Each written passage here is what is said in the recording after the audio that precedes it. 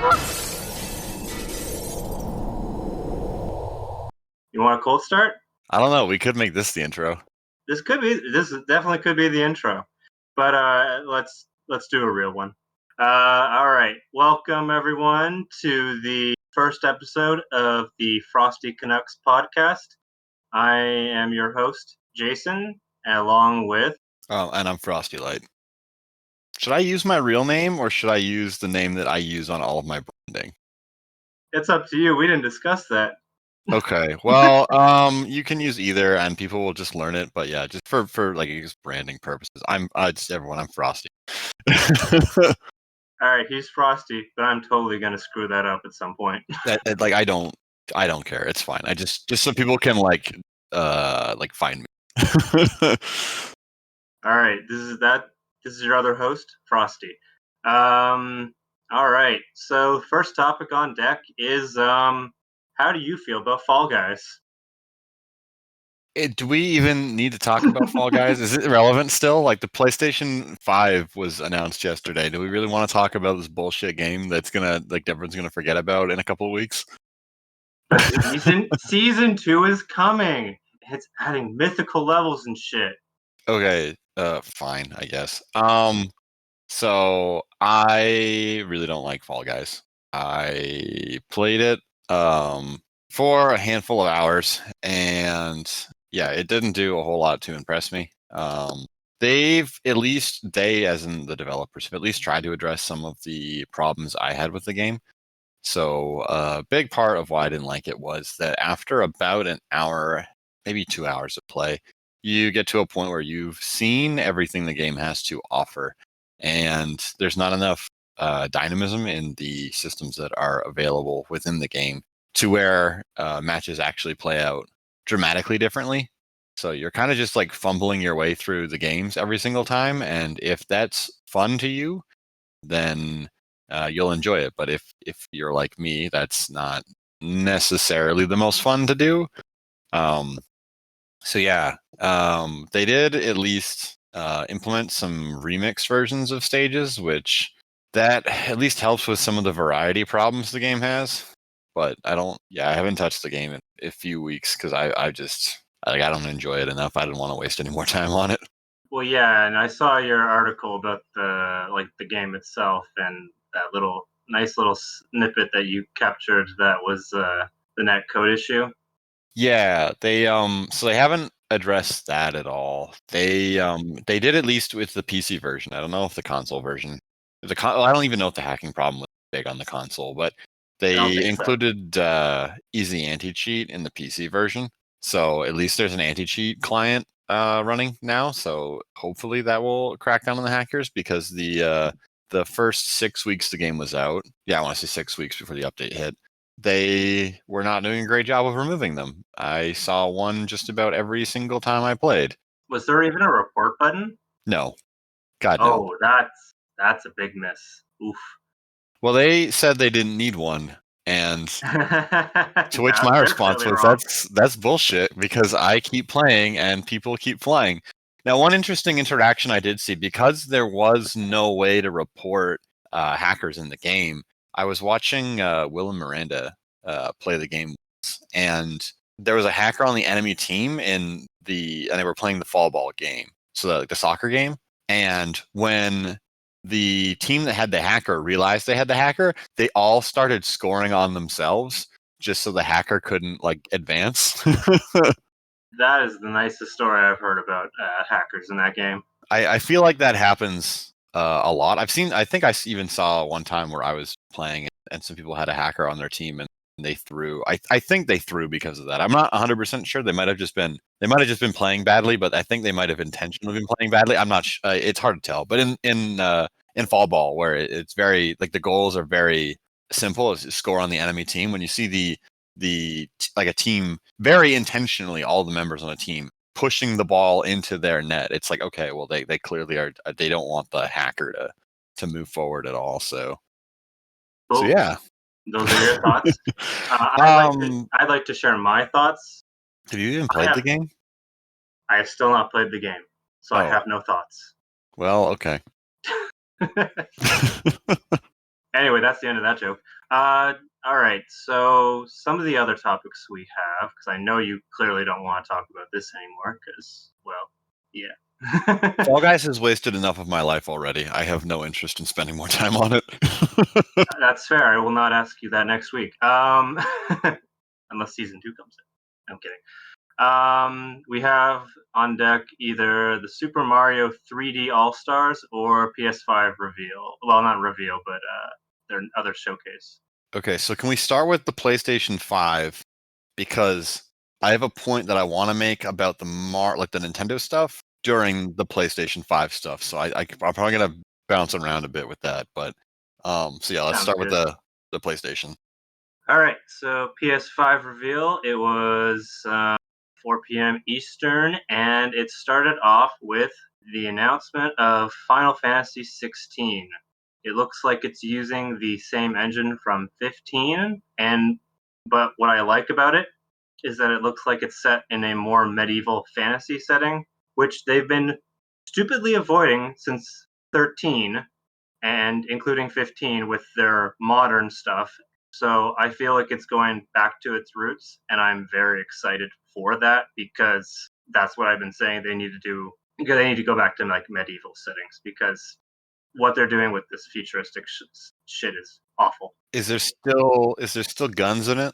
I didn't see any guns. So like it's like you already see like a castle in the trailer. You see the chocobos and all that shit, and there's just kind of a war going on between two nations, which is very typical of a Final Fantasy plot.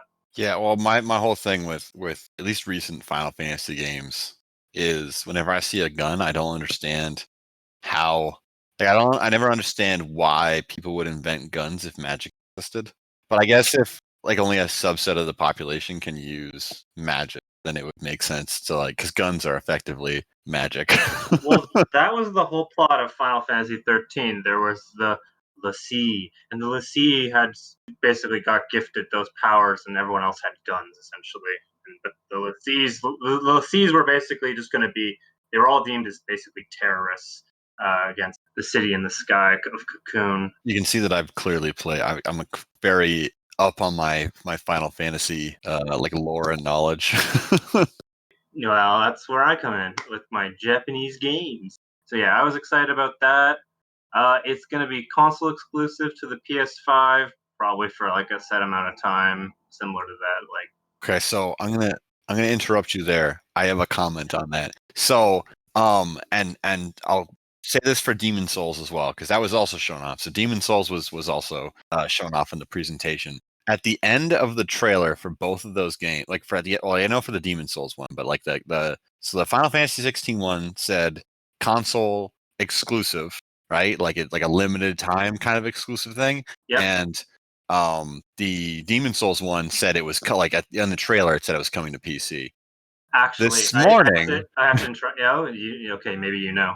yeah, this morning Sony's like, actually, Demon Souls is not coming to anything except for the PS5. Other systems don't exist. And Square Enix was like, yeah, so Final Fantasy 16 is definitely only coming to the PlayStation 5 and other systems don't exist. Are you kidding with the? I didn't even know about the Final Fantasy 16. That is really unfortunate. I'm Yeah, really well, upset so about that. it's a lie. I'm convinced it's a lie for both. Bro. Sony is like the company that does not want to acknowledge that other platforms even like fucking exist.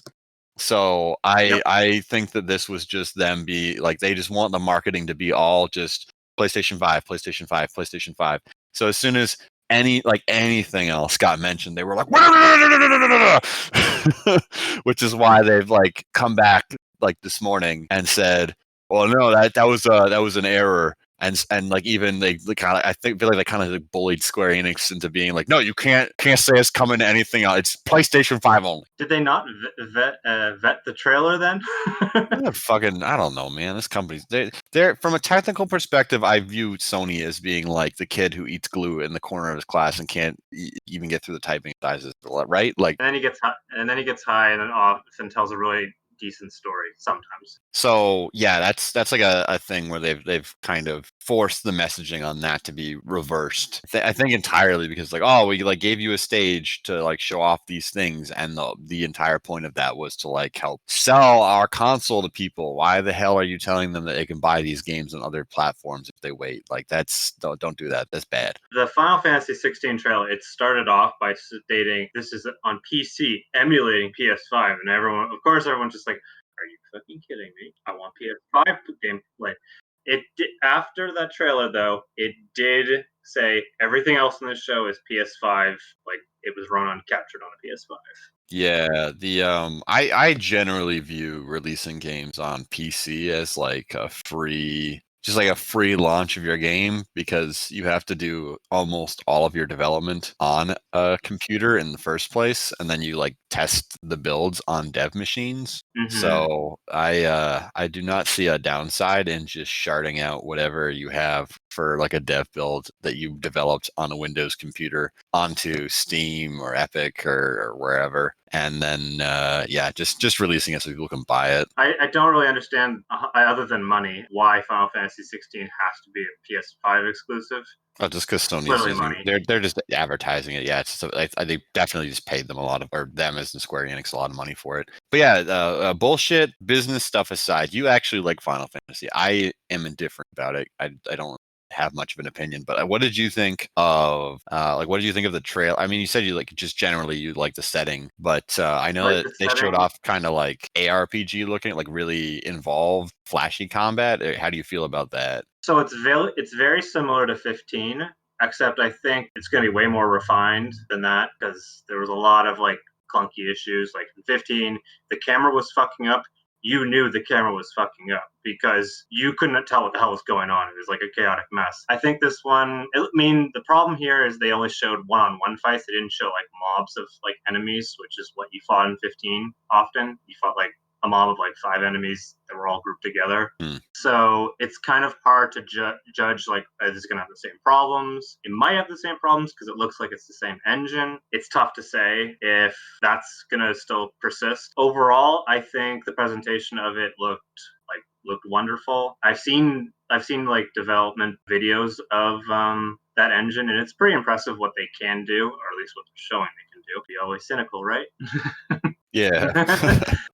But yeah, no, I think it's gonna be way better than 13 and 15 for sure at this point, just from that small trailer, because it's way more interesting than both of those combined. Okay. And my next kind of like follow-up question to that is I read in one of my discords, I wasn't super interested in the presentation, so I got like the kind of like the sizzle reel of the announcements and what was all said, and watched some trailers after the fact. The guy who made Devil May Cry, I heard he was working on the combat, or at least maybe the guy from just Devil May Cry 5 was working on the combat for this. Yeah, it definitely gave Witcher 3 and like Devil May Cry vibes, definitely, because the combat felt like really, yeah, as you said, flashy and action focused, which is clearly what they want for Final Fantasy 15 or 16. They haven't really been going towards like that turn-based style anymore, other than I think the next one they'll probably do is like that Bravely Default 2. That'll be like the only turn-based game they'll probably produce in a while. That's coming out for the Switch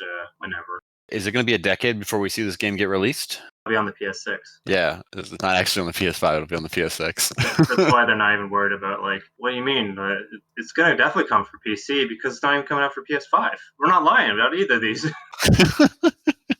I give them the benefit of the doubt because I shouldn't really, but yeah, after Kingdom Hearts 3 and Final Fantasy 15, you have no reason to give Square Enix, at least the Japanese branch of Square Enix, any friggin' benefit of the doubt. They still have to pump out Final Fantasy 15 or 7 Part 2 at some point, and whatever other number of parts there are. They only finished Midgard. Isn't that like the first 5 hours of like a 20-hour game? Yeah, 20, 30-hour game. Yeah, it's like one of 4 or 5 parts they're going to pump out, probably. It's what I'm guessing. Sweet Jesus. Well, I think with the PS5, with its like the SSD and stuff, having a really highly detailed open world, which I know you hate those games. I have no idea how they're going to do this next part, because once they get out of Midgard, that's when it opens up with the open world and on the PS1, and that's where they ended. Yeah, so maybe having the technology in place will allow them to do more of what they want to do, instead of having to suffer with the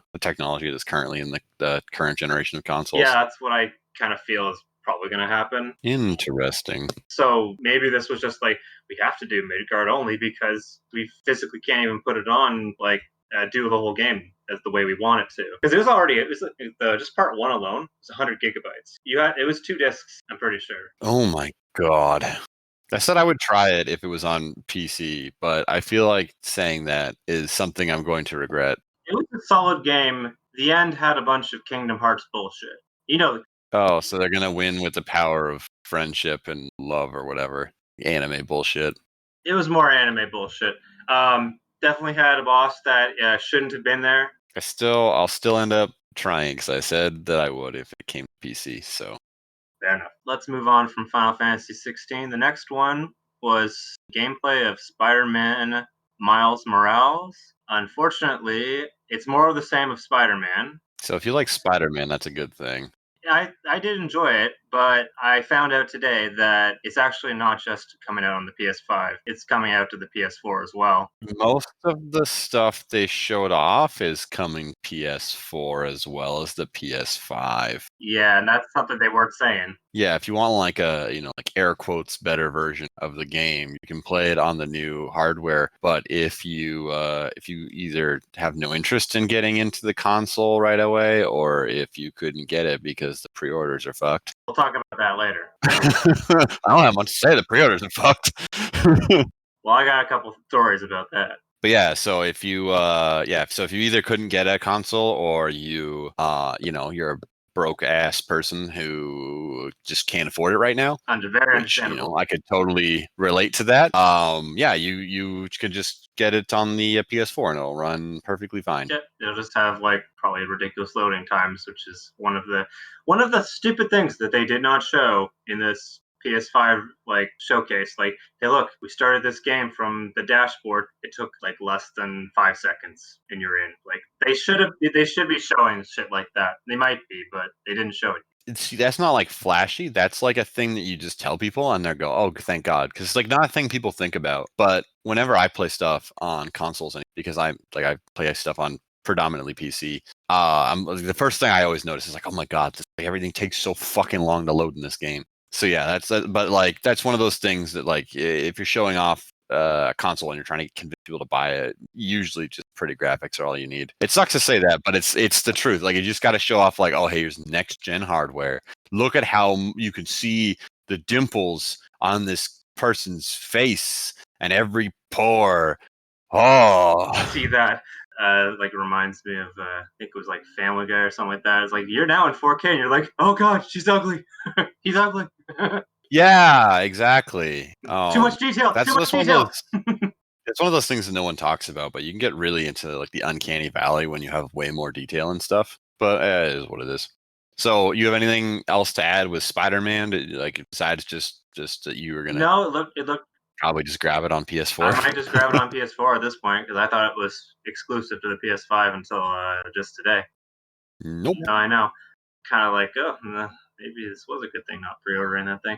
But anyway, I liked it. He has way more. It feels like he has way more abilities than regular ass Spider-Man. So like enough people have been just like, why would I go back to regular ass Spider-Man? Miles Morales sounds way better because he's got like shock powers and like he has camouflage, so you can just like sneak up behind someone in the middle of a fight and then just be like knock them out. Like he seems way more overpowered. Is this like an expandalone, right? This is a expandalone. It's set 1 year apparently after the events of the original Spider-Man game. So basically they just took the old game Pretty much, and they took everything that was like in there and then just added more. Yep. Which I have nothing against. So that people get more. I like that shit. Yeah, no, I'm not criticizing it. I'm just kind of executive summary. It's just more. If you like Spider-Man, it's more Spider-Man. Spider-Man plus plus. It's basically Spider-Man plus plus. Anyway, I don't really have anything else to say on that. So let's move on to the next one. Hogwarts Legacy. This is the Hogwarts Harry Potter-like game that there have been rumors about for the last year or so. It looked very interesting. No gameplay, so I'm very iffy about it currently because it just kind of showed flashy graphics, more or less. But it's set in the late 1800s. It's all kind of about like, oh, what legacy will you have before, like, basically Harry Potter and them do their shit. So there's no, like, it's not, I don't think it's canon or anything like that, obviously. It's just... It has been so long since I have been asked by anyone to give a fuck about Harry Potter. I do not care about this game. Oh, my wife says otherwise. She would be interested in this game. Yeah, well, there's like a ton of people who I always confuse. I don't know. I got really confused by it because I always viewed Harry Potter as being like Twilight or that the one about like the Greek gods or the Hunger Games, where it's like a young adult It is. film and book series that, you know, when you're in your like seminal years, you read it, you get attached to it. A bunch of films are made in that time. You go crazy about the films, and then, you know, you get a little bit older and then, okay, it was a part of my childhood, I can move on. But yeah, I see like tons of people who are like really into Harry Potter still, and I don't really understand why. Because like I grew up in like Harry Potter. I think the first one came out when We were kids. Lord, probably, yeah, we were kids when it first started coming out. We were reading the books or watching the film. And it probably ended by the time we were like late teens. Yeah, I think so. By the time it took a very, because it was so long, it took a very long time to finish all 7 books and what I think was 8 films. Is that yeah. okay? Yeah. So they did the last one in 2 parts. That was correct. So yeah, by the time the last like 2-3 films were coming out, I was in my like mid to late teens, and yeah, I just been like, oh, okay, I'll go like watch them because like I read the books a few years ago, and it'd be kind of nice to bookend. I'm committed. I have to. Yeah, that was kind of the same for me. Yeah. Like, it was like, oh, this is great at the beginning, and I'm just like, okay, end, please end. Yeah, so I feel like, if you had asked me without me having known that there's like a huge like fandom of Harry Potter nerds, I guess I'll call them. And I use nerd in a polite way, not like a derogatory way. But like people who are like really into it, really into the fandom, really like they still talk about like all this like secret like hidden lore and shit in the books and like are really into the extended universe stuff. Yeah, if I didn't know about them, I would have been like, why the hell are they making this game now? They should have made it like 20 years ago. Well, it's not 20 years, like 15 years ago. But yeah, so I don't know. It's very interesting that it's coming out now. I think that it's going to be more of a like a generic kind of wizardy open world style game that just happens to also have Harry Potter branding and stuff on it to get like, because you can't put anything out anymore without it having some kind of recognizable brand attached to it. Otherwise, people will just be like, I don't give a fuck about this. Well, it's all about being at Hogwarts and, like, I guess doing classes and stuff. Apparently, it's supposed to be like you start off like, well, these are the rumors. You start off as like a 4th or 5th year, so you don't like do the stupid like, oh, I'm learning like Dependo or whatever the hell it's called. Yeah, so basically they're setting it up so you can. It's like an RPG. Oh, I guess it's not. It doesn't need to be an RPG. Every game has a skill tree. But it's gonna have like a skill tree where you like unlock spells and shit. Is that kind of the gist? It probably will, but nothing was really shown off about it gameplay wise. It was mostly it was all cutscenes. Oh, okay. That's pretty normal, unfortunately. Yes, or at least there was gameplay. It was heavily doctored with like to look very cinematic. So I don't care. You're indifferent. I'm indifferent. I'm excited it exists because it looks like it could be really good. I'm hoping it is Warner Brothers publishing it, so I'm really hoping they stay monetization free from the shit because it's gonna go for a lot of young people. But maybe the target audience really is us, which are 20-year-olds now. Generally speaking, I think the target audience is somewhere between the age of like 22 and like 35. Maybe you're right. like straight up, bunch of people who grew up with Harry Potter. I don't think young people even know what the fuck a Harry Potter even is. True. It gets a mature rating. That would make me laugh, actually. Next up was, unfortunately, I think about 8 minutes of Call of Duty Black Ops Cold War, whatever it's called. I have no interest in it. I'm going to make an executive decision right now. Let's focus on the things that you actually liked and talk about. We can skip the shit that no one actually cared about. Because I don't play Call of Duty. You don't play Call of Duty. I have nothing even remotely useful to add about that subject.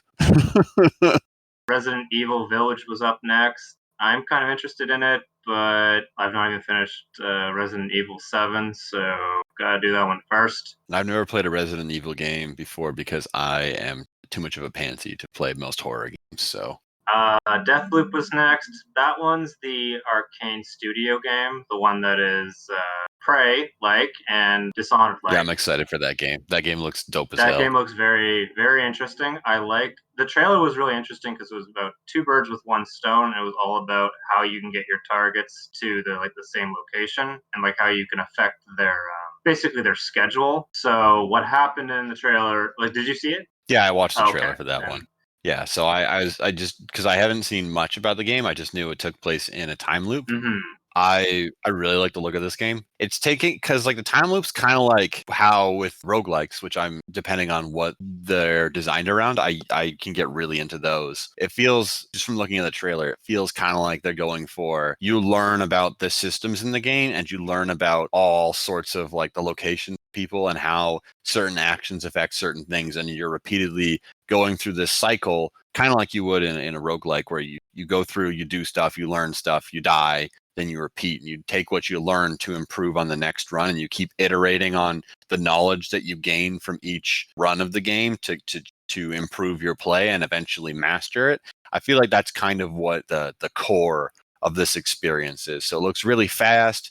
It looks like a lot of what you're going to be doing is, going through a loop and learning things and absorbing locations where people are placed, what kind of triggers you need to go, like what kind of event triggers you need to go through to trigger different types of behavior so you can more effectively take out all 8 of your targets. Mm-hmm. I don't know if they showed in a previous trailer, but they also teased that like an alternate. So I think they have like a male and female playable character, and then like whichever one you don't choose will be an assassin who's hunting you down, which will help to like put, I guess, ants in your pants. It'll help push you forward going through the loop instead of kind of going through really slowly. It'll force you to keep moving. And those are that the kind of mechanics are something that I usually enjoy as well, just because it forces you to keep moving. It helps to keep the game fun because you're constantly being pushed into scenarios and learning things that you maybe aren't always prepared for, but it like you'll learn when you end up messing up, and then you can apply that knowledge on a future attempt to hopefully do better. So yeah, this game looks really, really fun. It's probably one of the only games that like AAA games that are coming out in the near future that I actually am very kind of interested in. Yeah, it's got a really nice aesthetic, like the 19. I was gonna say it's kind of like, it's like a 1970s steampunk kind of thing. Yeah, Or 1950s, sorry, not 1970s, like a 50s style but with like some steampunk there. yeah, having the other assassin like on your ass. I don't know if they're gonna have it like she or he shows up like at a certain time, and then that's when like, oh god, I really have to hustle. I feel like the game, so if I was making this game, I would have it so the first few loops the player would go through and they would not be like, they'd be able to learn. And then once they've gained, like once the system determines that they've gained enough knowledge, like let's say you get like 2 kills in a run out of the 8. Like once you've gained enough knowledge about the game, then I would put in the hunter to help add extra pressure so that the game doesn't become mundane. And then that adds like an extra layer to the thing. But I wouldn't want to put it in like right away because I feel like that would just overwhelm people. Yes, So it's that's like, what I was worried about. But yeah, that's a good idea. Like after the second I or don't know third if they'll do kill. that, but like in because I've been playing Prey recently, you know that now that people listening know that for the first little bit, like there's an enemy that will hunt you down in the station, and it does not appear for the first little bit. Once you get kind of like comfortable with getting around the station and you've got a few powers, that's when it appears. So they don't start putting extra pressure on you until after you've gotten to a point where you're like, oh, I'm like just going around killing stuff and I'm like pretty comfortable. At which point the game's like, not anymore. Right. Yeah, and well, I mean, these are the same developers. They might have a good idea about it. I hope they have like Yeah. maybe something like you can set like maybe after you play, well maybe during your playthrough you can set like how many kills until she shows up. Like you can kind of like that'll be a difficulty. Like she shows up at the first one, or like she comes up during the fifth or fourth. Yeah, that could be an interesting way to implement the difficulty in the game as well. I didn't even think of that. Yeah, that's just a thought, but and you could maybe even turn her off entirely. That's just easy mode essentially. Yeah, but this is what it is. People want like a more relaxed experience, and that's fine. Yep. So yeah, it sounds like we both are very interested in that game. Yeah, it was supposed to be. I think it was supposed to be this year, but it got pushed to Q2 of 2021, which is okay because that means Yeah, I'm perfectly okay with that. it just means there's more polish. That's all I care about. That game needs to come out good. Prey came out pretty buggy, and you could speed run that in like 20 minutes. I don't know if you still can. No, you can't anymore. But at launch, you could speed run it in about 20 minutes because of some game breaking bugs. The consoles, like I it has pretty long load times on my machine, so I can't like long relative to what I am used to. So I couldn't imagine. I would imagine that this game has just obnoxious load times on consoles. It was very obnoxious. I think that was one of Yeah. that was one of the reasons I probably put it down twice. It's like going to a new area, 5 minutes.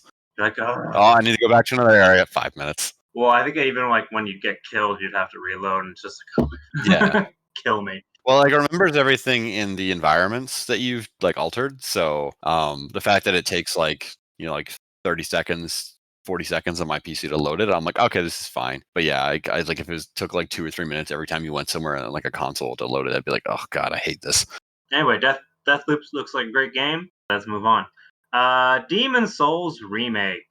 We've briefly Okay, talked so about that. is that something you're interested in at all? I do enjoy Bloodborne. I think I own all the Dark Souls games. I have not played all of them, but I own them. I am interested in it. I mean, the trailer was trying to be quick about it by showcasing the environments. If you're an original fan, you probably knew exactly where you were and playing, and like, oh, they're going to show this boss. But like, you were one-shotting everything, and I was just like, that's bullshit. So I have only ever played Sekiro. Well, okay, that's not fair. I played like 2 hours of Dark Souls 2 and I thought the game was disgusting. Dark Souls 2, I do not like. Well, it's, just to qualify that, I just like the enemy designs in it are like very like the eldritch and horrific monster designs. I found them like very like ugh, I don't like the whole visually. I was like ugh. I know that's the point of those games, but so I just decided I'm like okay, this is probably not for me. And I never touched any like I never played the original Dark Souls, even though from what I've heard and read, I would really like the way that the world is designed in that game. Mm-hmm. And then in Dark Souls 3, again, I never touched it either. But Sekiro is like more of like a Japanese spiritual type thing. So I'm like, okay, so probably the enemies in this game won't be all like gross 12 armed and a bunch of protrusion looking weird like grossness stuff. So I played that. I thought the enemies in that were like mostly like I don't think there was anything that was kind of like body horror gross. There's like a few people who were like overweight and sweaty, but like other than that, so yeah, that was fine. Visually, I thought Demon Souls looked really like the remake of it that they're doing looks really nice. Mm-hmm. Just in general, I thought it looked very aesthetically pleasing, even though it's from the same guys who made all of the Dark Souls games. Yes, it's being like it's Blue Point Games, and they have a good Okay. track record of making like these remakes like really good. I think they were in charge of the Uncharted collection. They did Shadow They of the did Shadow of the Colossus as well. Colossus, so they have a really good track record of like they like to. I don't know. They seem to like taking projects where we already have the game, but can you make it pretty? And they're like, yes, we can. Yeah, Grezzo for a time. I don't know if they still do, but they did that to Nintendo properties. So they were responsible for the remastered Ocarina of Time and Majora's Mask on the 3DS. I don't know what other stuff they've worked on, but I know they did those two. So yeah, I kind of get the same vibe from Blue Point that they just take these older games and they're like, all right, what was kind of shit about these games? All right, let's like improve the controls, let's update the camera, and then let's add a bunch of like new lighting and textures and stuff in so that they look nice. I'm trying to remember. I think they had one game that like there's their original IP. I need to double check. I think is it Days Gone? No, Days Gone was made by the same people who made Bubsy 3. Nope. That is not No, a joke. that's Ben's studio. My bad. Yeah, never mind. Yeah. Well, it's like they were Acclaim, I think, and then eventually they got bought up by Sony, and now they're Sony Bend. Yeah. So the people who made Days Gone also made Bubsy 3D. Yeah, That is a thing. we'll briefly talk about those kind of games in a sec. Blast Factor, by the way, is Blue Point's original game. It came out in 2006. Everything they have done since is either a port or a remaster. Yeah, okay, that's or a remake, I should say, because some of them are a little bit more involved than just updating the graphics. Yeah, it seems to be their call to fame. And hey, if they can do it, they can make every game look way better. Up, go for it. Yeah. All right. After that, we had the announcement of the PS Plus collection, which is basically you own PS Plus, you get all these games for free to download on your PS5. They're all PS4 games, and a lot of them are exclusives, either first party or some games that are third party. Okay. This is why I wanted to leave Nintendo until later. So Sony comes over here and is like, hey, were you on the Xbox last generation? Did you miss out on all of our big exclusives that a bunch of people were like, these games are pretty all right? You can just come into the PS5 and buy a PS Plus subscription, and you can just catch up on all the games you missed, assuming that those types of people actually exist. They probably do, but I'm like, but damn, that's like a really, really generous offer from them. They're really trying to get people to be like, yeah, I to jump ship to come to their ecosystem. Nintendo over here charging $60 for a bunch of lame ass ports. What the fuck?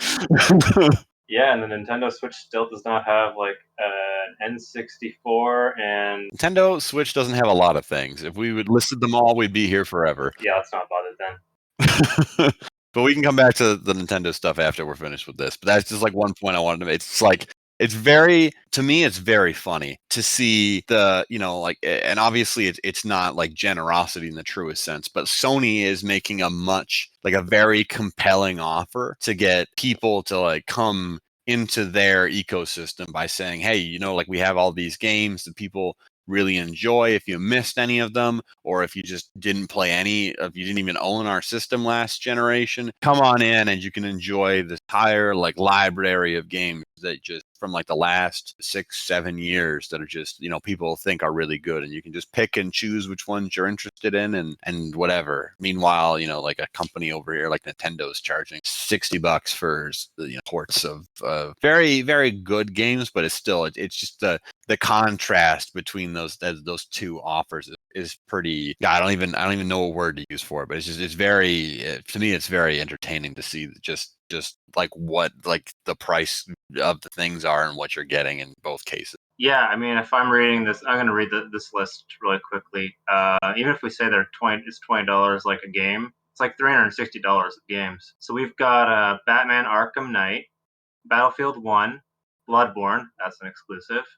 Days Gone, exclusive. Detroit Become Human, that's an exclusive. Fallout 4, Final Fantasy 15, God of War, exclusive. Infamous Second Son, that's an exclusive. Monster Hunter World, Mortal Kombat X, Persona 5, it's exclusive, but because Sega's weird. Ratchet and Clank, that's an exclusive. Resident Evil 7, Biohazard, The Last Guardian, that's an exclusive. Last of Us Remastered, exclusive. Uncharted 4, exclusive. And Until Dawn. So you get a lot of games. Yeah, there's a very wide variety of games. Even if you're only interested in a few of them, if you didn't have Sony's box over the past however many years, this is like a very good opportunity for you to pop in, pay, what do you say, it's $20 for PS Plus? No, I was saying if we said it was $20 a game, it's like $360 worth of value like that. How much does PS Plus cost? I have no idea. PS Plus, I think it's like 70 Canadian for the whole year. Okay, so if you pick up like 3 or 4 games from that list of you got your money back. Yeah, you definitely got like a very good value out of that. If you play even more, then you got even better value. But yeah, like I think I just don't own like 2 or 3 games on this list. So, but even for me, it's like, okay, cool. That's those will be free. I do not know if that means you have to have a PS5 in order to download these, or they'll just be like, they're all their PS4 games. You can download them as well. So we'll have to see. That's the impression I got from it. It was like an incentive offer for people to go to the PS5 to kind of sweeten the deal. There's one little funny thing I want to include. The Plus collection is not available in China. Interesting. Yes, there was an extra note at the end that said once the console coming, it's like we're still in discussions with China or something like that at the end. Like we don't know. Sorry. Well, there goes 1/6 of the world's population and potential video game market. Yes, I'm sure they're working hard on that. Get that out. Yeah. That's pretty much the. Oh, sorry. There's one more. There was the reveal that the God of War sequel will be coming out, probably called like God of War Ragnarok or something like that. Bullshit, it was the reveal. The reveal of God of War, the sequel, happened at the end of God of War PS4. It's true. When they teased that, like, Okay, the I'm actually release no, date, I won't spoil it. the release window is finally told. Yes. Yeah, I won't spoil it for people who haven't played it, but assuming that most people have played it, they will know exactly what I'm talking It about. is a very good one. Yes. Yep, that was pretty much that show. Oh, we didn't talk about the price at all. No, we didn't. Do we want to talk about the price? We missed the price, of course. That's like the biggest fucking thing that they announced was the price. The Everyone's price. yeah. The price. Yes, that was So before the God of digital War. edition is $400. what, $400 American? Yep. And then the regular one with like the Blu-ray drive is $500 American. Yes. So that is comparable with the Xbox Series X being 500 American. So they're neck and neck. So my thing is, I think that the PS5, I've had to change it. Keep wanting to say PS4. I think the PS5 is a better value because it's $100 cheaper. I do not think that most people need or want a disc in system anymore. Before COVID was happening, the majority of game sales were happening digitally, and with COVID in place, that number has shot up even more. Very much. So I think so really for me, and that's the other thing, the digital version for the Xbox, I want to say it was that. So this is It's like it's acronyms like sex backwards. It's like XES or some shit. I don't know. That is actually the Xbox Series S. That costs 300 American, and it's not as powerful. It cannot do it in 4K. So that's my thing, where it's like, okay, so if we're comparing like that, it's like, okay, well then it's like a weaker, like you're getting a weaker version of the console. So for the Xbox, you got to get the big chungus one. But with the PlayStation, you can just get the same experience. It's just you buy all your games digitally, and it's $100 cheaper. So it's like, okay, that's like the obvious one to go with. And oddly enough, I'm probably going to go with the disc one, just because I'm a bit old fashioned with that, and I kind of factored it in, and like I'm going to buy the games physically, and then I'm going to just sell them. Yeah, well, that's like one of those things where I just in general, I think the majority of the install base would be perfectly satisfied with a digital only console, which I know is really going to piss some people off, because people who like physical media really like physical media. But I forget exactly what the stats were. We talk about this occasionally, but it was something like more than half of the like game sales in 2020, like overwhelmingly more than half were digital only for everything. So, and that's like not including PC, where like basically everything is digital all the time, and it has been for over a decade. Yeah, you never see PC games in like Walmart or anything like that. You can buy PC games in boxes, but it just gives you a fucking download code. Yes. You don't get physical media for PC games anymore. That shit disappeared like 15 years ago. Anyway. I briefly wanted to talk about PS5 pre-order bullshit. All I know is that they basically enabled it right after the presentation, and scalpers have already cornered the market on it to the point where people who wanted to get it can't get it at all. Do not have one.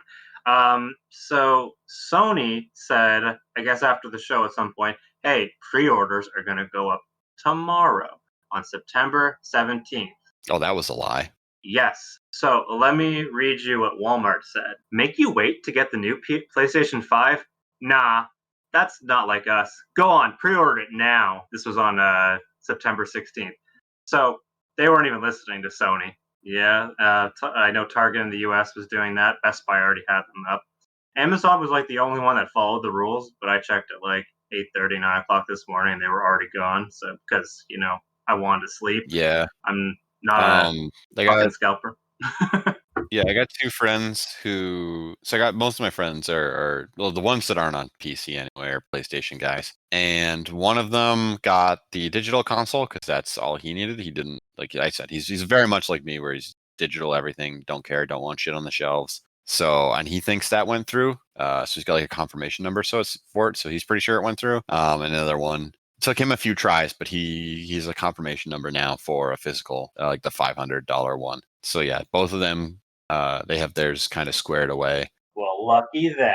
Yeah, the other two aren't gonna. The other two, the one was like, there's not like really any for me at launch, so he's gonna wait. And yeah, and then the one he's just gonna wait because most of the games he plays, he's very into like Call of Duty, FIFA, so he's just gonna wait until the availability of the console comes, is around more because the games he primarily plays are coming to the old systems anyway. So for me, it's like a lot. I don't need this, but I want it.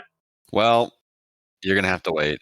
So like what's weird for me, because I do stuff on PC, whenever new hardware, specifically whenever new graphics cards come out, there's always a supply demand issue where the first kind of like run of the hardware is like it only produce so many, and those units get sold immediately.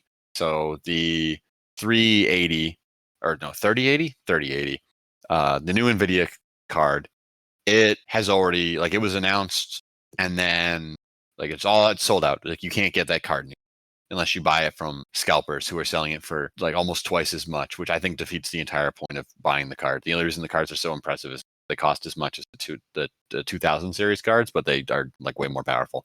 But yeah, so that's like a thing that happens all the time with graphics cards. And then over time, as people are able to get their hands on the cards, the supply, like the demand is being filled by the supply. So eventually you get to a point where they have more cards than the supply exceeds the demand. Everyone who wanted one initially gets one. And then they, eventually they're like, oh shit, we got to get like rid of these last few. So they start discounting the prices of them. But that's typically what happens over a 3-ish year cycle, where it starts off and things are very hard to get your hands on. And then eventually it's like everyone who kind of wants one can get one, and then they have too many. And then they kind of like give them away. This is the first time that I have seen where a console is legitimately having a supply problem. So people are really excited for a new hardware revision from Sony. And because of that, the limited supply that is available at launch is sold out immediately. So if you weren't in the initial wave, you got to wait. You'll be waiting for probably not actually that long because Sony really wants your money. But yeah, so it might take like 6 months before, or 6 months, a year before the supply is available to meet or exceed the demand. At which point, everyone who wants a fucking PlayStation 5 will be able to just like walk into a store, or maybe not walk into a store, but order one online, certainly. And then like this won't be an issue anymore. I like that's all a really long way of saying I think this is a short-term problem. I don't think this is something to worry about in the long term. It'll be what it is. It's fine. No, I'm not worried. It's the same thing that happened with the PS4. The PS4, I think it had like good 9 months. It definitely felt like it was the first year. It was just awful for trying to get a console. They were always selling out quick. Really? I'm pretty sure I remember. Like, okay, I don't remember that being a thing, but I really was not paying attention too much to the last generation of consoles when they launched. So well, I got lucky. I got my PS4 from some guy in Saskatchewan, and they shipped it.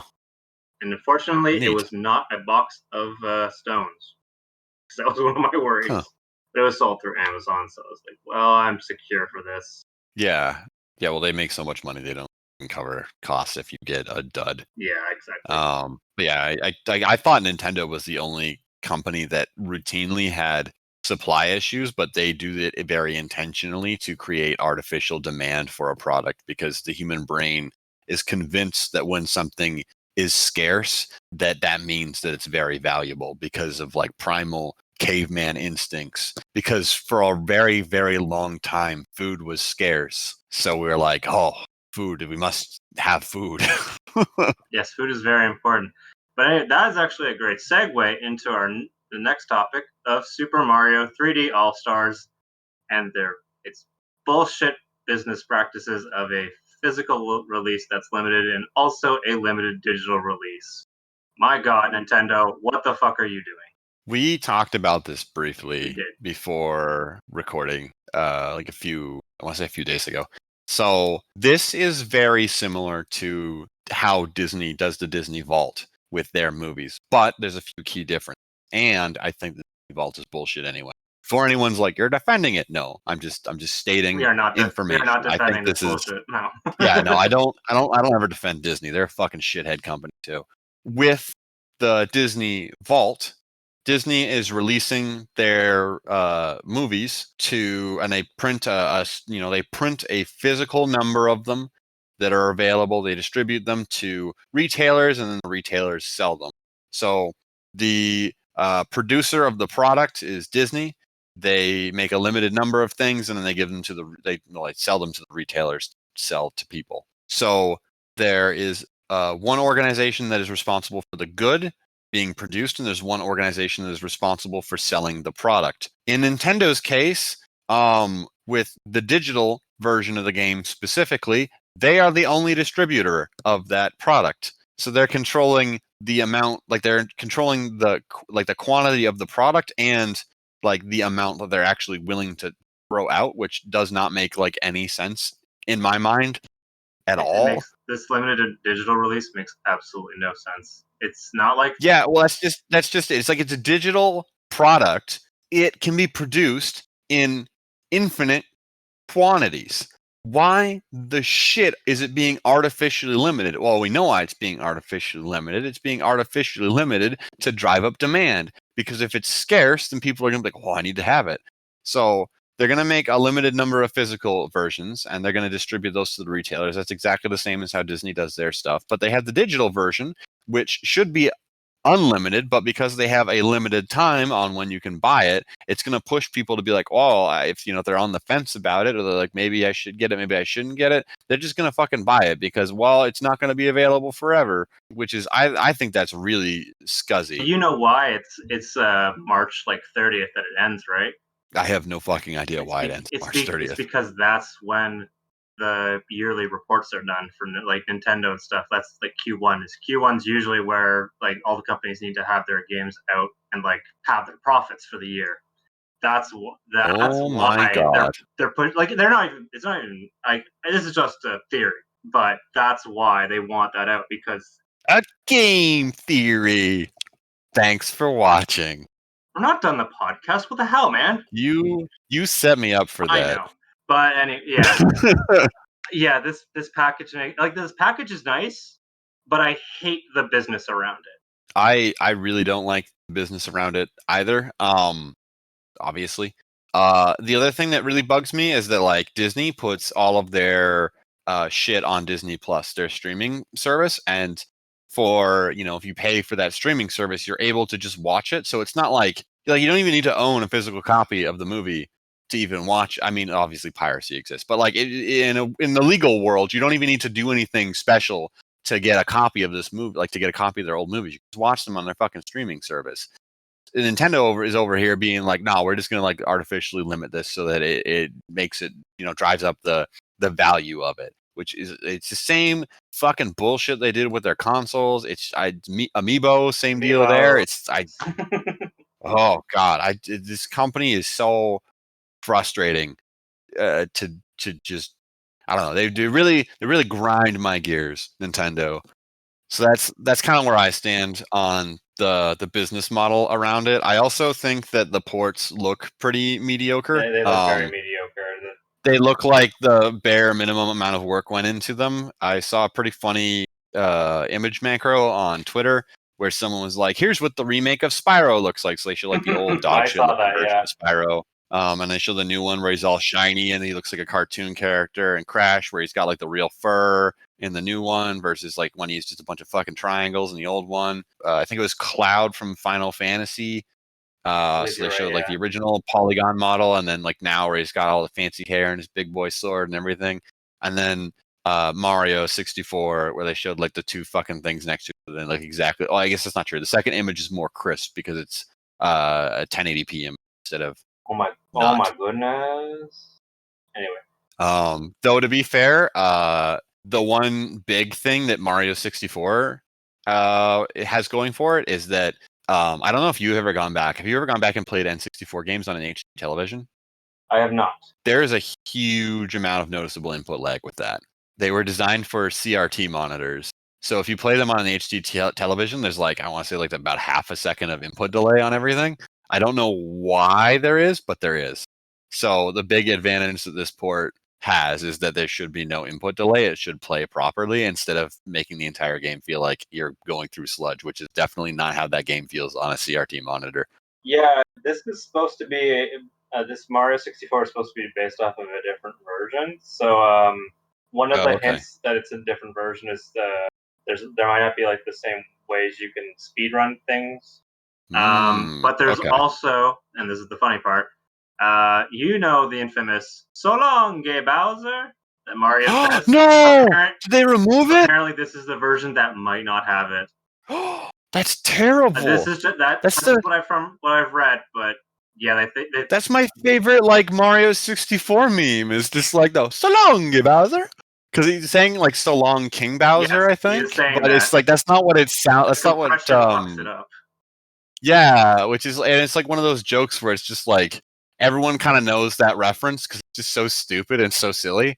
But yeah, so that's yeah, that sucks if it gets removed. I have a feeling that like it's probably true because Nintendo will probably want to stay away from that anyway. They'll be like, "Oh, this is the better version anyway for us." I mean, yeah, you know in the Galaxy and the Galaxy 2 that you are Mr. Gay, and yeah, I am. Are you? I don't have any idea what the hell you're talking about. So okay, this is even better. In Galaxy, like during the title card, there will be stars that are flashing. And if you follow the order, in Galaxy it says URMRGAY, which, as people have kind of memed on it, you are Mr. Gay. Oh, so like there's, sorry, just to make sure I'm understanding this correctly. So the title, it's got like the title of Super Mario Galaxy. Yes, and then there'll be blinking like the order that okay, yeah, so the letters light up and then the order it comes in, it's URMRGAY. Yes. Okay, so yeah, you are Mr. Gay. That's okay. That's a bit of I feel like that's a bit of a reach from people, but here's the thing: on Galaxy 2, it says, "Yeah, I am. Are you?" So it's YAIMRU. Those are the blinking ones. I feel like the people who came up with this are the same people who think that a fucking second crust exists underneath our crust, and that's where the reptile people live. I don't know what you've never heard of the reptile conspiracy theories? No, not enough. I know they're in the government. That's about it. There's like that's it's like the same thing as like the anti-vaxxers and flat earthers. Just I don't know. I feel like this is a bit of a reach. That's probably just like an accidental coincidence. Like when people are like, "Oh man, like fucking the sky, like the cloud in the sky, and like the Lion King." Cloud people. Yeah, or just like I don't know, just stupid shit like that. Or no, it wasn't the clouds in the Lion King. The one with the mermaid. Oh yes, I'm having a huge brain fart. The penis in the castle. Yeah, the Little Mermaid. They're like, oh, the design of the towers and the castle look very phallic, and I'm like, I mean, kind of, I guess. But then when like Disney re-released it, they redid the cover art so that didn't look phallic anymore, and I'm like, oh, okay, I guess they thought it looked penisy. They want to stay away from that stuff. They're a company that anytime anyone criticizes them about anything, you can bet you can bet dollars to donuts that when they re-release it, it will have adjustments based on whatever that criticism was. All of their stupid reimaginings of their classic animated films are like that. The new versions are all fucking terrible, including Mulan. I haven't seen anything of Mulan, but no one else there's there's a list of other reasons why that film should just go in the garbage bin. I don't necessarily feel like going on a side tangent about that. Fair. But yeah, so do you have any? I don't have any thoughts. I just thought it was funny that Galaxy 2 is not in this collection for some reason. Yes, I was gonna say that too. I don't know why they wouldn't. I actually think maybe it's possible that once you finish Mario Galaxy, that'll be the unlock for Galaxy 2. I'd really like that, but My I don't think only it'll happen. thing for it would be they did Galaxy 2, like they put the emulator thing out for Galaxy 2 on the Wii U. So I think that might be the only reason why it wasn't included, even though that's like a really stupid reason, but this is Nintendo we're talking about, so Yeah, I don't know. and then of Mario 64, Sunshine and Galaxy, which one is your favorite? Ooh, it's tough. Actually don't think it's 64. I think it's Mario Sunshine, just because that was really the first one I went with. Oh my god. Fucking so yeah, I'm the same way. Mario Sunshine is my favorite of the three too. It's like the most hated It of those is really three the games. most hated, but It's my favorite. like Mario. Well, my Oh, thing is sorry, go. I don't like the blue coins in it at all. But like sticking to just like the core missions in each of the levels, I really like, and I also like how each like even though the theming of all of the worlds is like a tropical getaway, they still feel distinct enough on their own. Plus, you can just do some absolutely just game breakingly stupid stuff with Flood, which I enjoy just messing around with that mechanic in the game, even though there's like clearly the developers did not put like any restraint in how they implemented that mechanic. Mm-hmm. So like as far as like like just general platforming goes, it's like very I would say not it's not very skill testing. It's very broken in that regard, except when they take them away. But yeah, just like the general I think there's 8 missions per level, and then there's like 2 hidden shine sprites and 100 coins shine sprite in every level. I don't usually do those when I replay the game, but I'll go through each of the levels and I'll do each of the kind of 8 missions again whenever I replay that game, and I still I enjoy it the most of the 3 of them. I really enjoy that one too. I think next would be Galaxy for me, and then 64. I put Galaxy last. I was not a huge fan. Oh, I like Galaxy. I just don't like it as much as the other two. I'm worried about what they're gonna do with the motion controls on the Switch one. I feel like that's gonna be really fucked up.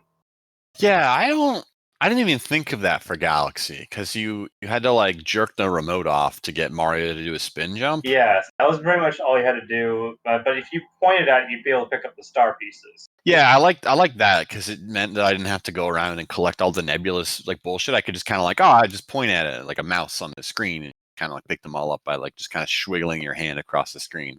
Even though the star bits were like very as far as collectibles in a game go, the star bits were probably one of the most useless collectibles I've ever seen in any kind of collecty 3D platforming type game. Wasn't the only thing you had to like do was to feed them to that guy who basically exploded into a different planet?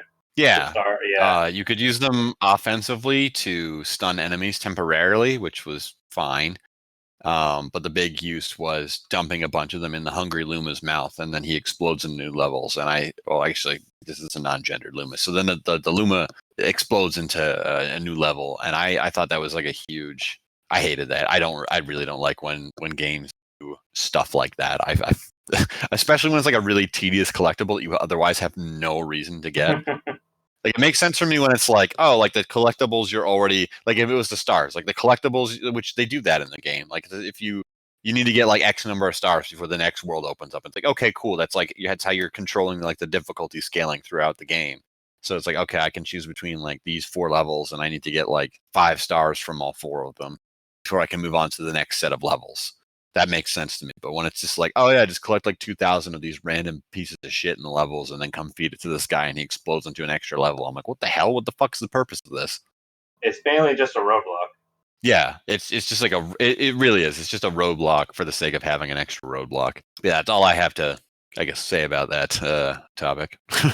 We don't like business practice, and yeah, I mean it's our. I think it's out tomorrow. Yeah, tomorrow. I have no idea when it's releasing. I don't pay attention to Switch releases.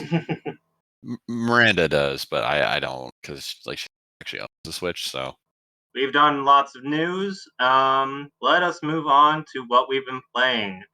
Frosty, go ahead. all right.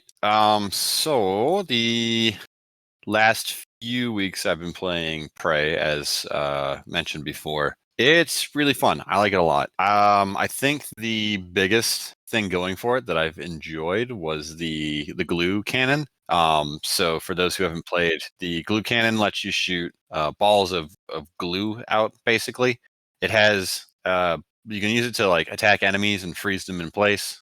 So you can either like run away from them or strike them, or you can use it to like stop fires and plug up holes and stuff around the space station you're exploring. But the like coolest application for it is that you can use it to create platforms along walls, and then with that you can explore throughout the entirety of the space station and get to places that you're not supposed to way earlier. So there's like a lot of sequence breaking and player driven exploration that comes from just how you choose to use this mechanic throughout the game. So I've really enjoyed dicking around with that and getting to places that I maybe wasn't supposed to, but I think the entire game was designed with that being like in mind, so that like every time I get places that I'm maybe not supposed to be in, there's always some kind of like reward for getting there. Well, I guess sometimes sometimes there's not. But so I've really enjoyed playing through it. I think though, based on kind of where the story is, that it's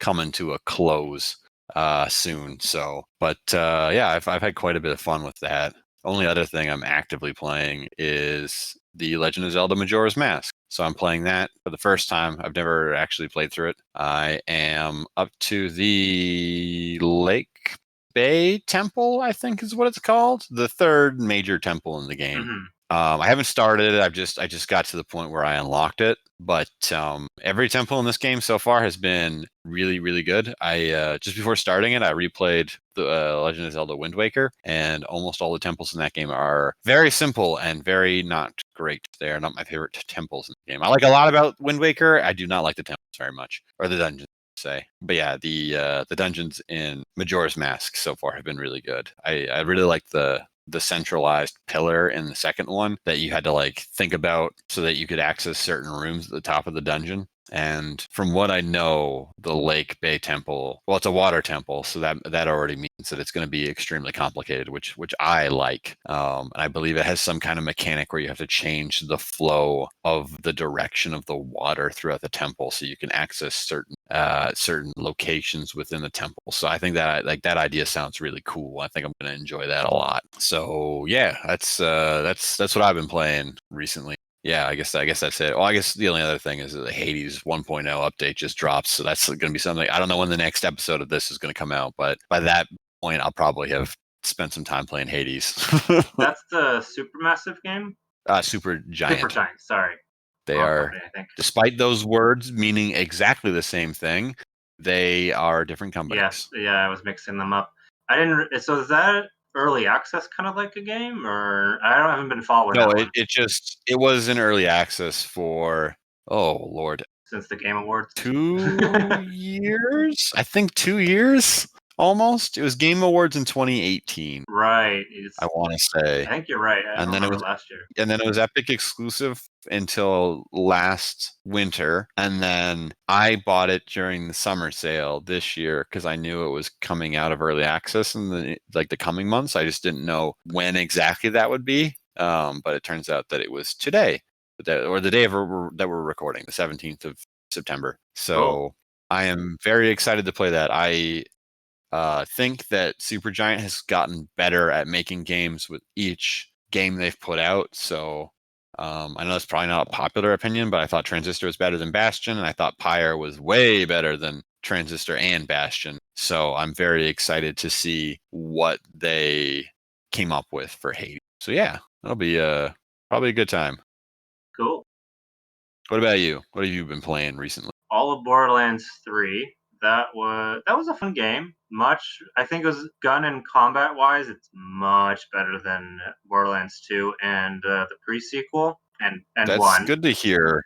Um, however, I feel the story, it didn't hit the same beats, and the humor was a bit different. It's a very polite way of saying that the game's humor is written very poorly.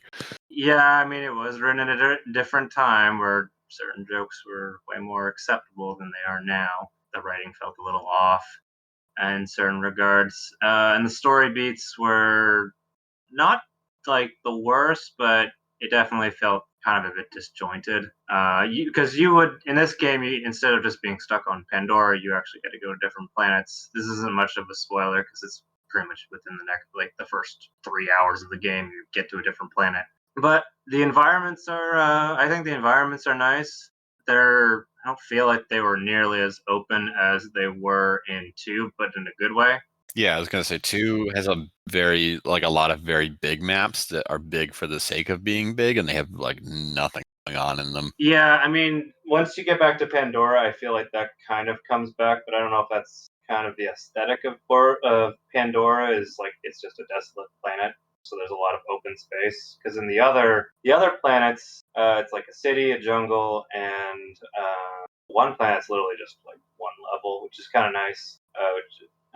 But I won't spoil that. I didn't pick up the season pass yet because I'm kind of waiting for a sale on that. But the final DLC came out. It's called the Psycho Craig and the Fantastic Fuster Clock, and that came out just before the game's anniversary date, which was the 13th, I think. It came, and then the DLC came out on the 12th, so they literally just made it in time for the year, which I guess they said on the season pass, like, oh, we gotta have this. We're gonna have all the DLC out by the year's end, and they're like, okay, we really have to get it done by. That's a very odd thing to I don't know. It's a very odd thing to promise. I think just be like, yes, we'll have it. I guess at least they give a time frame. This is the biggest problem with season passes that they there's no like determined date for when the content's going to drop, which I guess would make people antsy. I don't know. I've never bought a season pass until all the content was out. So I used to be bad for that. I stopped that mostly because I'm like, well, by the time all the content comes out anyway, it's going to be discounted, so I win. Yeah, well, my whole thing is I just get too antsy about it. So I'm like, oh, how do you avoid being antsy about it? Oh, you just don't buy it until you can visualize and see what it all is, and then you're like, okay, now I can determine if I actually am interested in this or if it's just like, I don't need to play this. Cool part about Borderlands 3 there'll be that free upgrade. You own the PS4 or Xbox One copy, it'll have that like smart delivery. So that's kind of exciting. That just means Are you planning on replaying it when you eventually get a PlayStation 5? I probably plan on playing the DLC that's been like discounted, and then because the loading actually wasn't the worst on console. It was definitely tolerable. I'm Yeah, sure. load times in those games are not super terrible, like across the board. I don't think. Yeah, like it wasn't bad at all. I was kind of surprised because I've been used to loading kind of being a bit shit as of late. Well, I played the original, or not original. I played Borderlands 2 on a laptop originally, and the load times were not terrible on it. And then when I built my rig, I played it again, and the load times were like non-existent at that point. But like even before, I didn't think they were super duper long. It was just like like maybe 10, 20 seconds. The initial load for Borderlands 3, like to get to the title screen, is like say half a minute to like 40 seconds, and then going between planets is maybe 20. I don't know. It's not terrible. Like I wasn't just like, oh my god, just load. Love God. Here we are. We're the most interesting people on the planet. We're talking about fucking load times for games. Load times are important, man. They are, but no one ever talks. Well, I guess I should say no one, but like they seldom get talked about, considering how important they are. Yeah, I mean, I'm surprised there hasn't been nearly as much of a big push for 60 frames per second this gen. Oh, I'm not surprised by that at all. People will always take graphical fidelity over performance. So actually, so I have the PlayStation 4 Pro, and what I did was I ended up. There's two modes for it. There's a resolution mode, and then there's a performance mode. I played in resolution mode, which was 30 frames per second, and I think I got through 2 planets, and then I changed to resolution mode. Oh my god, it was so much better. yeah, I was gonna say that's a game where 60 FPS would make a world of difference. It made the world of difference right away. Yeah, well, because I'm on PC, you know where my preference is. I know, not. I want me them frames. We'll call that an FOV slider. Oh, so like unironically, I was always behind Total Biscuit on that because I actually need FOV sliders for first person games. Otherwise, I get motion sick playing them. So I actually need it as an accessibility feature. It's not like a fucking meme. I actually need that feature in games that are first person. Otherwise, I can't play them. Fair enough. Fair enough. I've not had that problem, but One day I probably will. I don't have the problem as much on like console games if I'm sitting like the appropriate distance, like 8 to 10 feet away from the Okay, television. maybe that's why I don't have that problem. Yeah, I didn't even know I had the problem at all until I started playing stuff on PC and like the screen is like 2 feet from my face. At which point I was like, oh shit, I need to turn that like way the fuck up. Or down. I don't know. It depends on how the games are. It's weird. I don't know. Brains are fucking stupid. So you were playing, you said Majora's Mask. Is that on the 3DS? No, I'm playing it on the Wii. All right then. Yeah. Well, so it's not a homebrew version. It's a legit version from the whatchamahoosit store. But yeah, Miranda's got the original N64 version of Majora's Mask, which she didn't have in her house until recently. But yeah, there's a version of it on the Wii, which means that I can use a GameCube controller for it instead of the N64 controller. So I'm playing that version. The 3DS version probably would have fixed a few of the issues I have with the game, mostly that it's old game obscure. So if like Miranda wasn't sitting there being like, "Oh, you need to like do this," and I'm like, "Well, how the fuck was I supposed to figure that out?" And she's like, "Oh, well, like this guy who's in like this completely irrelevant location tells you it." I was like, "Well, how was I supposed to know to go there?" And she's like, "Oh, this other guy who's on the other side of the map tells you it on like the second day." And I'm like, "What the fuck? Who the hell has the time to figure this shit out?" This game She's is like, "Yeah, the just like 3DS." this game is just like Deathloop. Yeah, well, I guess, yeah. I'm kidding. No, well, yeah, except Deathloop actually looks fun, and this is really in Majora's Mask is really irritating. I played it before too. I was just like, what is this cryptic bullshit? My 12-year-old brain can't handle this. But in the 3DS, they made some things a little bit more clear, and they also give you the Bomber's Notebook, which tracks. You can get it in the Nintendo 64 version as well, but you get it right away in the 3DS, and it tracks more of the stuff. So you're able to be like, okay, this is a thing I can do, and then it's easier to like piece together where you need to go, what information you need to pick up, and it records all that shit. So you like it's logging all of it. Meanwhile, I'm sitting here with like a fucking notepad trying to like write stuff down and keep track of it, and then Miranda's like, "Oh yeah, there's like a thing you missed," and I'm like, "What the? How the fuck was I supposed to know that?" Yeah, it's a very cryptic game. Yeah. So I like the dungeons a lot because the dungeons are like my style of Zelda dungeon, but like the overworld stuff, I've been able to figure some of the stuff out, but like a lot of the stuff I would not have in like a million years thought to experiment in a way that would have led me to figuring out some of the stuff that she's been like, "Oh yeah, you got to do this," and I'm like, "All right." It's a clever game for its time, I think, but it's just like being a Yeah. kid playing that, you're just like, what? I feel like I would have had. I feel like this is the kind of game that, like most people who enjoy it, either spent hundreds of hours poring over every small detail until they figured out how everything connected, or, and this is the one I think is more likely, those motherfuckers bought a guide. This game screams of like you need a guide to get through it, and it's probably some people who are gonna get really pissed off and be like, "I didn't need a guide to finish it." Need a guide to play that. But yeah, probably. just like the overworld stuff, there's like a lot of stuff that exists in it where I'm thinking like, oh man, this like screams like like you need a guide for this, or just a mountain of time I don't have anymore because I'm an adult and I have to work a job and like clean and fucking do groceries and cook and everything. Right. Yeah. No. That. So yeah, you're playing that. I've been playing a bit of Hitman 2. I thought you finished Hitman 2. Are you just going through and doing like the crazy kills now? I've not actually played some of the levels. I still need to. Oh, okay. I've saved a couple. I think like Mumbai I haven't played, and the final level in the base game I've not played. But I ended up finishing all of the DLC for I think it's called Haven Island. That is a great example of a level done right.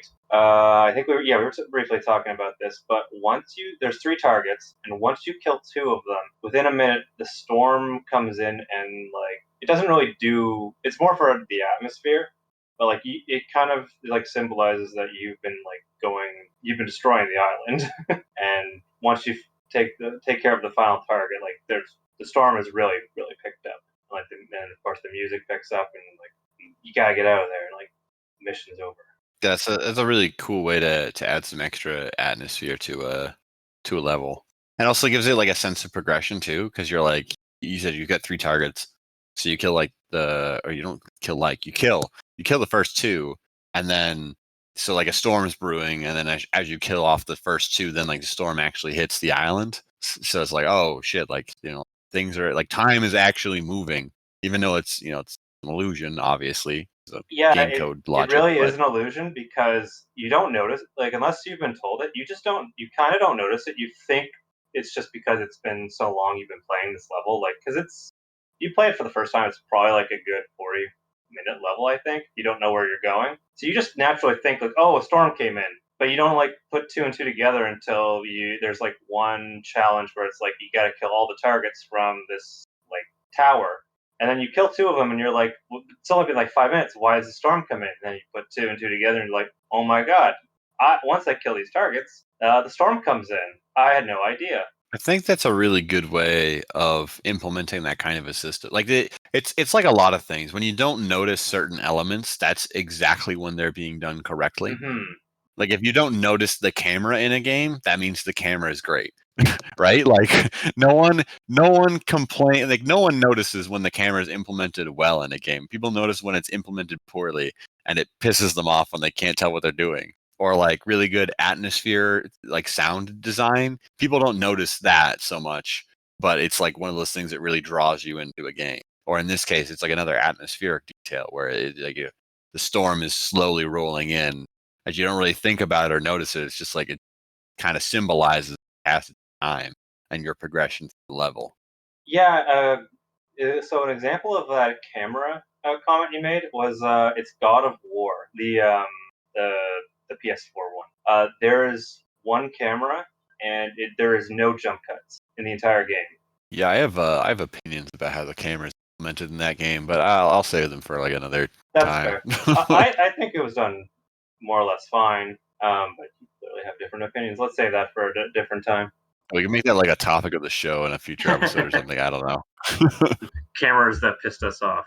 Final Fantasy. Um, Other than that, I've not really been playing a whole lot other than those 2 games. And you've been playing those 2 games. I mean, that's fair. That's better than like it's gonna do like a fourth wall break here. Like a lot of podcasts I've listened to will like people will just be like playing like 1 or 2 things a week anyway. It's just when people are like you come back and people are playing like the same game over and over again. You're like, okay, come on the fuck on. We don't need to hear about fucking how you've been playing Rome Total War 2 for like 7 weeks in a row now, I've or been playing. Destiny Yeah, or whatever. Destiny's a good example of that. Like, Yeah, like just games that like are like, that's why I didn't mention Fantasy Strike. Like I play fantasy, so like people who don't know, I play Fantasy Strike all the fucking time. But there's no reason for me to mention that because I play it like 10 to 15 hours a week every single week because I just enjoy playing. Like, it's a fighting game. I just enjoy popping in, playing like a handful of matches and fucking off for a little bit. So I'm not gonna mention that. Otherwise, you guys would hear about it like every single week, and no one needs to hear about the fact that I'm playing Fantasy Strike every single week. It can just be assumed. there's probably like people that have like a Fortnite podcast, and I just be like, well, why? It's the same game every time. All right, now that we've So yeah, shit is on, that it? Are we done? yeah, I think that's more or less that we're done. So let's just do the outro. Are we gonna do like a like I can like plug the blog and Twitter and shit, or So that is our show for the day. Thank you all for listening. We actually don't have an idea of where we're going to be hosting the audio only of the podcast, but we will sure as shit let you know when we have well, I guess you're the one who's organizing it, but once we know where it is, we will blast that out so people can download the audio only version. Yep, but you can follow us on Twitter at Frosty Canucks. Okay, so yeah, so for those of you who want to follow me or go into any of my work, I do write for a blog, my own blog, in my spare time. You can find that at frostylight.ca. You can give me a follow over on Twitter at frostylight if you want to see some gaming opinions occasionally get posted out, and that's also where I post stuff about the blog. And on Friday, I stream at 4 p.m. Eastern Time every single week for an indeterminate amount of time. Usually I do art streams where I make terrible cartoons. This week, actually, I don't know that this will even be going up, so I won't say what I'm doing this week. But yeah, I occasionally play video games. I usually do art streams. So that sounds like something you'd like. You can follow over on Twitter and get all of the details about what I am up to at any given time. This is the part where you would do the same thing. You don't have to cut this. This can stay in. We are totally unprofessional. We are very unprofessional. All right, mine is at Javum Animation. The original plan was I'd be doing some animation shit, but I don't have the skills for that yet. I will be slowly working towards that. But you can also follow me for some opinions. I often like to platinum and finish some games, so I usually give a quick summary of my thoughts on it. Maybe I'll start putting some art up. I should have a different profile picked by the time this airs. My current profile sucks. Yeah, if you want to follow for any of that, you can also follow us on our individual Twitter accounts. All right. I think that's a wrap. Thanks for listening, everyone. Yes, thank you all for listening. We have not decided if this is a bi-weekly or a weekly podcast. You will know, though. We will scream to high heavens about how often this podcast will be available. Bye. Yes, bye.